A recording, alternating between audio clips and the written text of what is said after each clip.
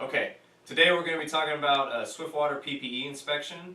First off, on operations units, we should have at least 5 PFDs on the truck. There should be 4, one for each crew member, and then 1 additional PFD for victims, at least 1 more for victims. In addition, you should have 4 Swiftwater helmets on the truck for rescuers, and 2 throw bags, and 6 glow sticks per the policy on Swiftwater Rescue. Okay, so first off, some things you're looking for. This is a Class 2 PFD. It does not count towards our inventory, so we just want to get rid of that, okay? Not counting that. These are Type 3s. These are what we're looking for. Make sure the zippers work on them. Make sure it's in, clean overall condition. Make sure the buttons, buckles all fastened. Just checking that, make sure it's not torn or frayed or anything. Make sure the foam insulation and flotation in there is good. Okay, this one, that was a zipper style. This one's a buckle style. So I'm going to check, make sure all the buckles work on it. Okay, as I'm looking for tears or anything, notice this one has a tear in it. So I'm going to go ahead and say that this one needs to be replaced and order another one through Fire Depot. Another thing to think about as you're looking at these things, the various sizes. These are all large, extra larges. If you've got some smaller members on your crew, you may think about mixing it up where you have maybe 1 or 2 mediums in addition to some of the large, extra larges. Okay?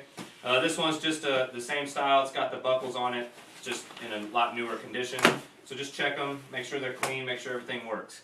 Another thing real quick, I've seen some of the units out there carry these newer PFDs with the chest harness for doing some of the live bait rescues. If you do have this, go ahead and once you've got it zipped up and on, make sure that you just thread this belt through there and just cam it down. That way it's not flapping behind you if you are wearing that out there. Okay?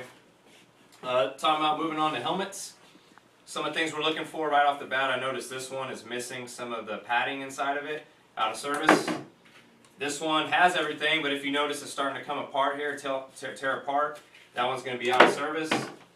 This one here looks older. It's not cracked though. Everything's in okay shape. All the padding's still there. Make sure the buckle still works. So this one's good to go.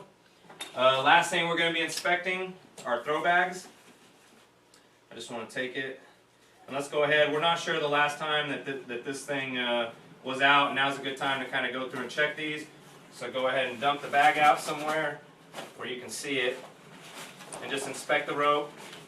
Make sure it's in okay shape. There's not any big knots in it, anything like that. Dump it out where you can really check it. Make sure it all plays out correctly. Okay, and then go ahead and restuff these. The easiest way to do that is just throw it over your shoulder. You can get a partner to help you.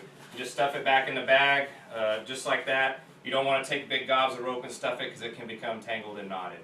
And that's about it. So just check, make sure you've got 5 PFDs, 4 helmets, 2 throw bags, 6 glow sticks. That's it.